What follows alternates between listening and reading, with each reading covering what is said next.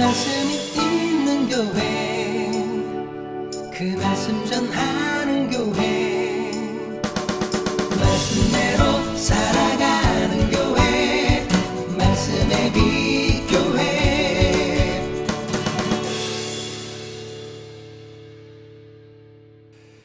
오늘은 시기와 기쁨 사이라는 제목으로 함께 말씀을 나누고자 합니다. 사이에 무엇이 있을까요? 시기와 기쁨 사이에는 뭐가 있을까요? 와가 있습니다. 와. 자, 오늘 그 사이에 무엇이 있는지를 잘 발견하고 시기가 아닌 기쁨을 누리는 우리가 되었으면 좋겠습니다.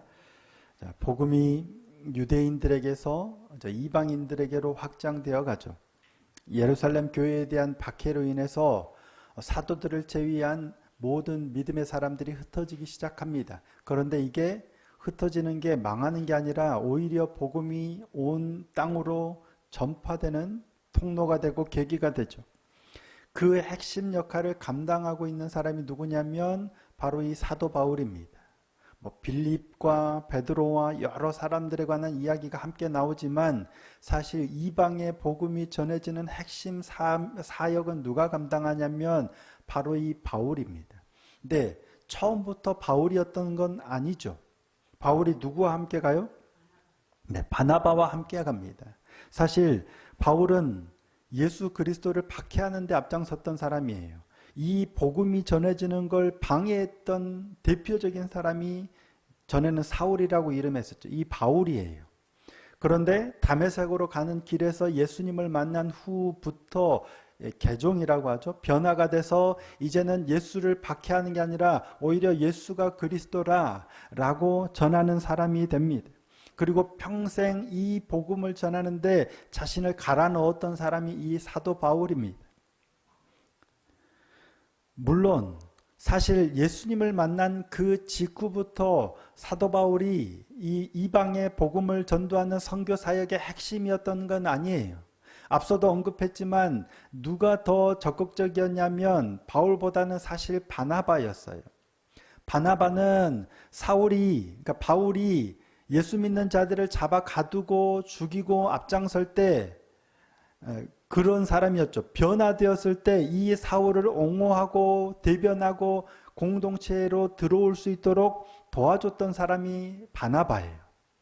그리고 사울이 사람들을 피해서 고향이었던 다소로 피해 있을 때 다소까지 찾아가서 데리고 와서 안디옥 교회에서 그와 함께 사역을 시작했던 사람도 바나바예요.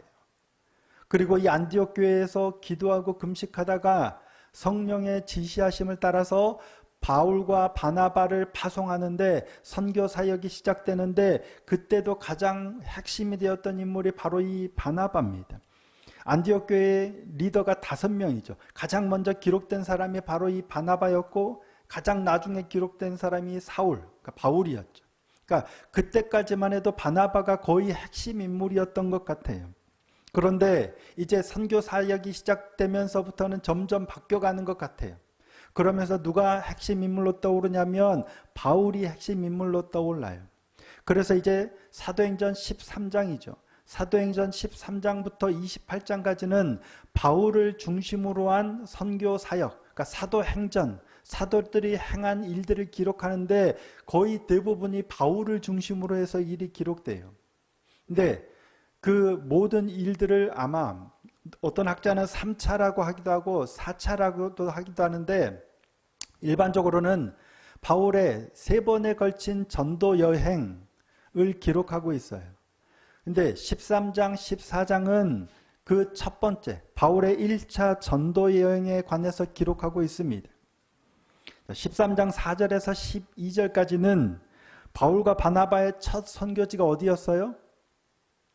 구브로. 바나바의 고향이었죠. 바나바는 구브로에서 태어난 레위 족속 사람이에요. 그러니까 구브로가 첫 번째 선교지가 됩니다. 그리고 13장 13절부터 52절까지 두 문단은 그 다음 비시디아 안디옥에서 사역을 기록하고 있어요.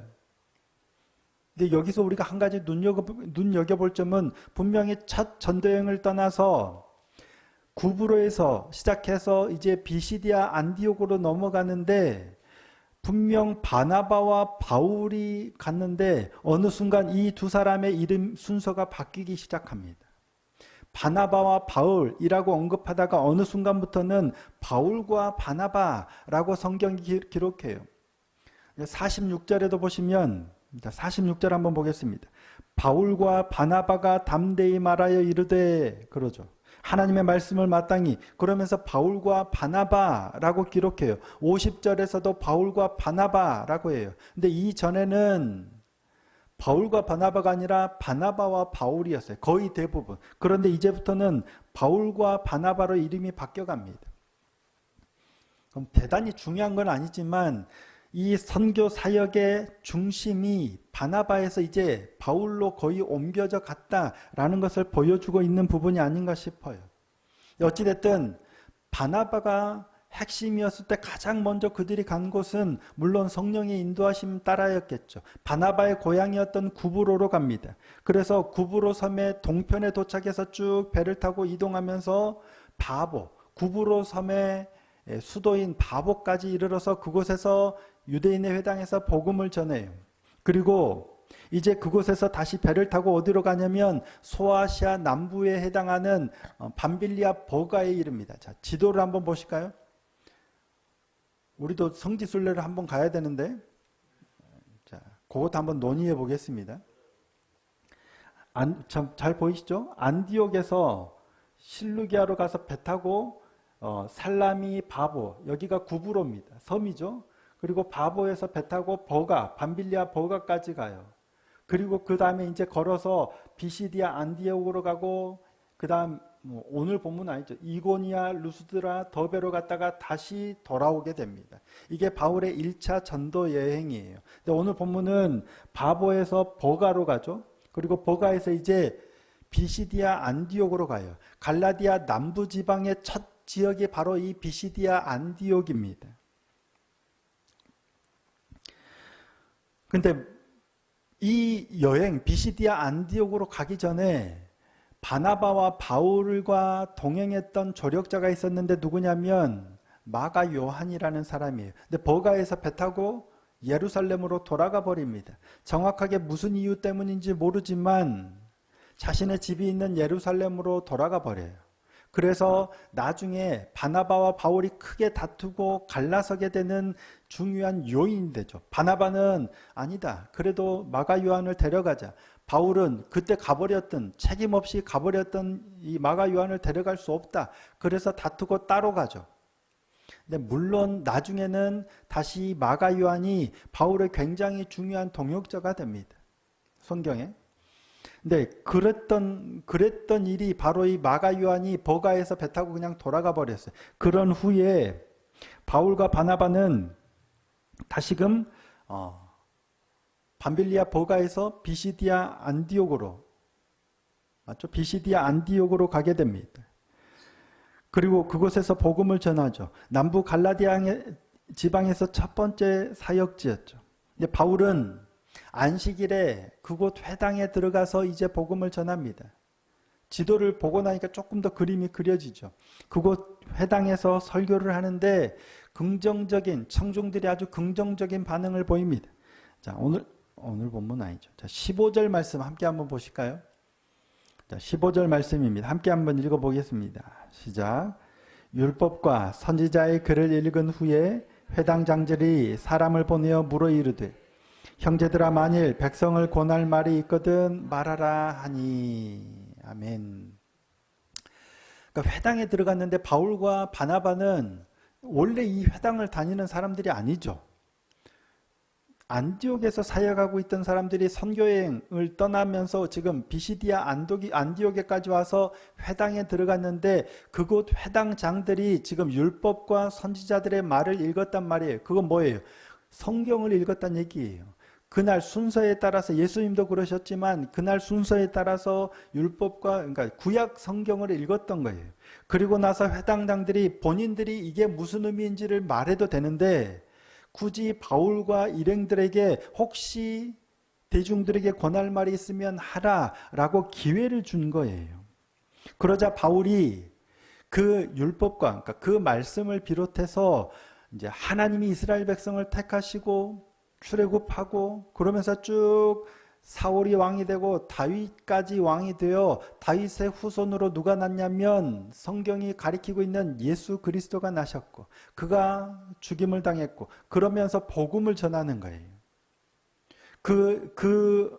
그를 증거하기 위해서 증명하기 위해서 시편 말씀까지도 인용하죠. 지금 우리가 읽지는 않았지만 시편 말씀도 2번이나 인용하면서 성경이 가리킨 지금 우리가 율법과 선지자들의 말도 읽었고 성경 전체가 가리키고 있는 이가 누구냐를 지금 전하고 있는 거예요. 그게 누구예요?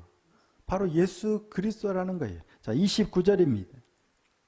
성경에 그를 가리켜 기록한 말씀을 다 응하게 한 것이라 후에 나무에서 내려다가 무덤에 두었으나 그러니까 지금 예수 그리스도 복음을 전하는데 이게 그냥 단순히 일어난 게 아니라 우리가 율법과 선지자들의 말을 읽었지만 이 성경이 다 그를 가리켜 기록된 거라는 거예요. 그 말씀이 다 응해서 지금 예수께서 십자가를 지셨고 부활하셨고 지금 우리가 이 복음을 전한다라고 얘기하고 있는 거예요. 그러니까 한마디로 성경을 해당해서 읽었고 바울이 그 말씀을 가지고 지금 설교를 한 거예요. 근데 회중들이 좋아해요, 싫어해요? 좋아합니다. 나가면서 뭐라고 얘기하냐면 이 말씀을 다음 안식일에도 그러니까 우리로 치면 다음 일요일에도 다음 주일에도 다시 한번 이 말씀을 전해달라는 거예요. 그리고 유대인과 유대교에 입교한 많은 경건한 사람들이 바울과 바나바를 따라요. 함께해요. 왜냐하면 은혜를 받았다는 얘기예요. 그러면서 다음 안식일에는 온 시민이 거의 다 모여서 회당에 모여서 하나님의 말씀을 들으려고 합니다. 이유가 뭐예요? 하나님의 말씀을 듣고자 함이에요. 자, 44절 말씀입니다. 그 다음 안식일에는 온 시민이 거의 다 하나님의 말씀을 듣고자 하여 모이니. 그렇죠? 다음 주에도 이 말씀을 전하라 했더니 진짜 다음 주에는 온 시민이 거의 다 모여서 하나님의 말씀을 들으려고 하는 거예요. 이는 소위 바울의 설교에 은혜를 받았다는 얘기겠죠. 바울의 설교에는 뭔가 특별한 것이 있었다는 의미겠습니다. 매 안식일마다 순서에 따라서 율법과 선지자들의 말을 읽어요. 들어요. 그런데 사도 바울이 전하는 메시지에는 뭔가 특별한 게 있었던 것 같아요. 그러니까 은혜가 되니까 다음 주에도 또 말씀을 전해달라는 거예요. 그리고 그들만 온 게 아니라 온 시민이 거의 다 모여와서 하나님의 말씀을 듣고자 해요. 그건 바울이 하나님의 말씀을 전했다라는 걸 전제하고 있겠죠. 바울이 전하는 말씀에서 뭔가 어떤 특별한 권위 같은 걸 느꼈던 것 같아요. 예수님께서 말씀을 전하실 때 뭐예요? 서기관들의 말씀과 달리 어떤 권위가 느껴졌겠죠. 자, 마가복음 1장 21절 22절입니다. 그들이 가버나움에 들어가니라. 예수께서 곧 안식일에 회당에 들어가 가르치시매 무사람이 그의 교훈에 놀라니 이는 그가 가르치시는 것이 권위 있는 자와 같고 서기관들과 같지 아니함일러라. 예수님께서 하나님 나라의 말씀을 복음을 전하실 때 사람들이 듣고 느끼는 거예요. 늘 우리가 들었던 것과 뭔가 다른 거예요. 권위 있는 말씀 같아요. 아마 사도 바울이 행했던 그 안식일에 회당에서 전했던 말씀이 아마 그랬던 것 같아요. 그래서 사람들이 권위를 느끼고 은혜를 받고 다음 주에도 똑같은 말씀을 전해달라. 온 시민이 거의 다 그 말씀을 들으러 온 거예요. 그런데 다 좋아한 건 아니죠. 누군가는 오히려 싫어합니다. 유대인들은 보니까 시기가 가득하여 바울을 대적하죠. 자, 45절입니다. 유대인들이 그 무리를 보고 시기가 가득하여 바울이 말한 것을 반박하고 비방하거늘. 그들이 바울이 말한 것을 반박하고 비방한 이유가 뭐예요? 모인 무리를 보고 시기가 가득하여예요. 분명 바울이 전한 메시지에는 굉장히 권위가 있었고 은혜가 됐던 것 같은데 그러면 다 좋아하는 게 아니라 누군가는 싫어해요. 시기와 질투가 가득해서 바울을 대적합니다. 우리는 지금 바울과 바나바의 편에서 이 말씀을 대면하니까 바울과 바나바는 하나님의 말씀을 선포했고 시기하고 대적하는 이들은 문제다라고 인식하지만 그들은 다르겠죠. 그런 게 없어요. 그렇게 이들을 대면할 때 물론 바울이 전하는 메시지에 반박할 수도 있고 비방할 수도 있어요. 그런데 문제는 뭐예요? 바울이 전하는 메시지 원론 자체를 두고 이것은 말씀의 성경에 대비해서 옳지 않아, 이것은 잘못됐어 라고 반박하고 비방할 수 있는데 문제는 그들이 반박하고 비방한 게 문제가 아니라 뭐가 문제예요? 시기가 가득해서 그랬다는 거예요. 원론적으로 원칙적으로 근본적으로 말씀의 잘잘못을 따진 게 아니라 단지 무리가 모인 것을 보고 시기가 가득해서 지금 대적하고 있다는 게 문제입니다. 많은 사람들이 바울에게 모이자 그 모습을 보고 시기가 가득해서 지금 대적하고 있는 거예요. 그래서 그들은 인간적인 방법을 동원합니다. 하나님의 말씀으로 이것이 그러한가 상고하고 대적하고 옳고 그름을 따져보는 게 아니라 인간적인 방법으로 대적해요. 그래서 어떻게 해요? 그곳에 힘 있는 사람들을 선동해서 박해하고 쫓아냅니다. 자, 50절입니다. 이에 유대인들이 경건한 귀부인들과 그 신의 유력자들을 선동하여 바울과 바나바를 박해하여 그 지역에서 쫓아내니. 만약에 바울과 바나바가 전한 메시지가 잘못됐다면 사람들을 선동할 일이 아니죠. 말씀을 가져다 놓고 이것이 옳은지 그른지 그 앞에서 논의하고 논쟁해서 옳고 그름을 따져야죠. 바르게 하나님의 말씀을 전해야죠. 그런데 그러지 않았다는 거예요. 선동하는 거예요. 힘 있는 자들을 선동해서 박해하고 쫓아내는 거예요. 왜?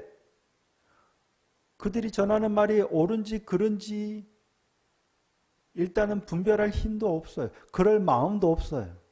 그러니까 그들은 정당한 방법을 택한 게 아니라 그냥 쫓아내는 거예요. 굉장히 익숙한 모습이죠. 낯설지가 않습니다. 오늘 우리의 모습도 이와 동일하면 동일했지, 더하면 더했지, 덜하지는 않은 것 같아요. 다른 얘기는 할 필요 없고 말씀에 관한 것만, 교회에 관한 것만 해도 똑같아요. 뭐 세상 일이야 어찌됐든 뭐 정치적인 거야 어찌됐든 떠나서 말씀에 관한 것도 마찬가지입니다. 왜냐하면 우리가 이와 같이 연약한 존재들이기 때문입니다. 누군가가 사람들에게 인기를 끌고 누군가가 사람들이 모이면 잘됐다 기뻐하고 축하해 줄까요? 아니면 시기하는 마음이 들어올까요? 사촌이 땅을 사면 기분이 좋죠. 박수 쳐주시죠. 우리는 다 그렇죠. 근데 뭐라고 해요? 사촌이 땅을 사면 배가 아파. 사촌이 밭을 사면 배가 아프다. 사촌이 논을 사면 배가 아프다. 정확하게 이게 뭔지는 모르겠는데 사촌이 땅을 사면 어찌됐든 배가 아프다는 속담이 있지, 격언이 있죠. 이게 우리예요. 교회는 다를까요? 앞에 교회가, 명성교회가 사람이 많이 모이고 차들이 늘어나고 시끌벅적하고 그러면 다 같은 하나님의 교회니까 성도가 늘어나는구나 기뻐하고 축하하고 그럴까요? 아니면 다른 생각이 들까요? 어떻습니까? 이제 부산 지역에서 같이 이렇게 종종 만나는 목사님들이 몇 분 계세요. 근데 대부분 작은 교회, 건강한 작은 교회 동역자들의 모임, 그래서 작은 교회를 이렇게 섬기는 분들이세요. 만나는데 가끔 이제 교회 얘기를 하죠. 그래서 얘기를 듣다 보면 어떤 교회는 김해, 어떤 교회는 막 사람들이 늘어요. 그래서 이 공간이 너무 좁아서 다른 곳을 알아보려고 하는데 이제 재정적인 문제, 사람이 많아서 공간이 좁아져서 고민하게 된 게 뭐냐면 장소를 옮겨야 되는 이런 고민을 해요. 그런 고민 얘기를 들으면 어떤 마음이 들까요? 와, 목사님 축하해. 와, 너무 잘 됐다고. 그래서 막 축하하면서 그럴까요? 아니면 불편함이 있을까요? 왜 대답을 안 하세요? 저를 너무 띄엄띄엄 보지 마세요. 근데 그거는 여러분의 상상에 맡기겠습니다. 근데 또 다른 교회는 개척한 지 몇 년이 지났는데 사람이 안 와요. 한 분 왔다가 또 떠나고 계속 몇 년이 지나는데 여전히 그래요. 그런 얘기를 들으면 어떨까요? 아, 목사님 힘내. 조금 있으면 또 하나님이 보내실 거야, 채우실 거야 라고 말은 하는데 마음 한켠에 저도 모르게 안심이 되는 그런 생각이 있어요. 아주 나쁜 생각이죠. 안타까워하면서 하나님이 채우실 거야, 함께 기도하고 이런 마음만 있어야 되는데 그 이면에 안도감을 느끼는 이런 게 제 안에 있더라고요. 다른 교회가 잘 되면 축하한다고 정말 축하해요. 그런데 은근히 내 안에 또 다른 마음이 함께하고 있는 걸 보게 돼요. 우리가 이래요. 연약한 존재란 얘기예요. 하나님의 복음을 전하고 하나님의 교회가 잘 되면 정말 기뻐하고 축하하고 해야 되는데 그렇지 못하고 시기가 가득해서 대적하는 게 우리더라는 거예요. 근데 세례 요한은 어땠습니까? 여러분 잘 아시죠? 예수님이 오시기 전에 그 길을 닦았던 세례 요한은 그러지 않았습니다. 세례 요한이 처음 요단강에서 세례를 줄 때는 온 지역에서 수많은 사람들이 세례 요한에게 모입니다. 자, 마가복음 3장 5절 6절입니다. 이때에 예루살렘과 온 유대와 요단강 사방에서 다 그에게 나와 자기들의 죄를 자복하고 요단강에서 그에게 세례를 받더니 뭐예요? 온 유대와 요단강 사방에서 천지 빛깔이처럼 사람들이 모였다는 얘기겠죠. 막 사람들이 모여서 다 그에게 회개의 세례를 받아요. 그런데 시간이 지나서 예수님께서 사역을 하시고 이적을 행하시고 복음을 전하시니까 많은 사람들이 누구에게 가요? 다 예수님께로 가버리는 거예요. 물론 예수님이 친히 세례를 베푸시는 건 아니지만 제자들이 베풀지만 다 예수님께로 가서 세례를 받아요. 그러니까 세례 요한의 제자들이 요한에게 가서 뭐라고 해요? 다 그에게로 가더이다 라고 하죠. 자, 요한복음 3장 26절입니다. 그들이 요한에게 가서 이르되 랍비여 선생님과 함께 요단강 저편에 있더니 곧 선생님이 증언하시던 이가 세례를 베풀매 사람들이 다 그에게로 가더이다. 무슨 말이에요? 우리한테 오던 사람들이 우리 교회에 오던 사람들이 다 저 교회로 가버리는데 어떻게 합니까? 라는 거 아니에요. 세례 요한은 뭐라고 그래요? 하늘에서 주신 바가 아니면 아무것도 받을 수 없느니라. 자, 요한복음 3장 27절 28절입니다. 함께 한번 읽어보실까요? 자, 읽겠습니다. 시작. 요한이 대답하여 이르되 만일 하늘에서 주신 바 아니면 사람이 아무것도 받을 수 없느니라. 내가 말한 바 나는 그리스도가 아니요 그의 앞에 보내심을 받은 자라고 한 것을 증언할 자는 너희니라. 그는 흥하여야 하겠고 나는 쇠하여야 하리라. 어떻게 이럴 수 있죠? 우리 교회 오던 사람들이 저 앞에 개척했더니 다 저 교회로 간다는 거예요. 근데 하늘에서 주신 바 하나님께서 보내시지 않으면 아무도 그럴 수 없어 라고 하면서 그 교회는 흥하여야 하겠고 우리 교회는 어떻게 이럴 수가 있냐고요. 세례 요한은 자신의 위치를 정확하게 인식하고 자신의 위치를 지켜요. 근데 그게 가능했던 이유가 뭘까? 하나님을 바라봤기 때문입니다. 하늘에서 주시지 않으면 아무것도 받을 수 없는 거예요. 하나님께서 주셨기 때문에 그가 받는 거예요. 그는 사람이 내게 모이느냐 그곳에 모이느냐를 본 게 아니에요. 그가 본 건 뭐예요? 하나님의 보좌를 본 거예요. 하나님의 말씀을 본 거예요. 유대인들이 시기가 가득해서 바울을 대적한 건 뭐예요? 그 무리가 모인 것을 보고예요. 그들이 시기가 가득해서 대적한 건 모인 사람들을 보기 때문이에요. 물론 우리 눈에는 모이는 사람들이 얼마나 모이느냐고 보죠. 보이죠. 하지만 중요한 건 눈에 보이는 그것만 보느냐 아니면 그 너머에 일하고 계시는 하나님을 보느냐에 따라서 시기가 가득할 수도 있고 하나님의 일하심을 볼 수도 있는 거예요. 근데 우리는 연약한 존재예요. 그래서 늘 눈에 보이는 것을 우선할 수밖에 없는 사람이에요. 기뻐한다, 즐거워한다지만 하나님의 말씀보다는 눈에 보이는 것을 보게 되어 있어요. 볼 수밖에 없는 존재예요. 그래서 의도적으로 우리가 뭘 해야 돼요? 하나님을 보러 가야 되는 거예요. 그게 어디에 있어요? 그래서 하나님의 말씀 앞으로 나아가자고 하는 겁니다. 아니면 안 그러면 안 되거든요. 나는 믿음이 좀 있어. 나는 좀 거룩해. 그래서 사람이 어떻게 되든 나는 하나님을 볼 수 있어 하는 사람이 없단 얘기입니다. 목사 아니라 목사 할아버지도 불가능합니다. 그래서 눈에 보이는 것에 연연하지 않기 위해서 그것을 뛰어넘기 위해서 의도적으로 하나님의 말씀 앞으로 나아가야 하는 줄로 믿습니다. 그들이 대적하자 바울과 바나바가 담대히 말하여 그들을 이겨낸 건 하나님의 말씀에 집중했기 때문입니다. 그래서 이사야 말씀을 언급하면서 그 이방에 비친 빛이 자신들에게 확장해서 우리가 그러면 너희들을 대적하지 않고 이방인들에게로 가서 복음을 전하겠다. 그러자 이방인들이 그 하나님의 말씀 때문에 기뻐해요. 그리고 주의 말씀이 더 흥왕해 갑니다. 제자들이 항상 기뻐하고 성령 충만할 수 있었던 건 하나님의 말씀에 집중했기 때문입니다. 시기와 기쁨의 사이에는 시선이 있어요. 우리의 시선이 눈에 보이는 무리에게로 향하느냐, 이 땅의 크고 작은 것에 향하느냐, 아니면 하나님의 보좌로 향하느냐, 하나님의 말씀으로 향하느냐에서 갈라집니다. 시각의 차이입니다.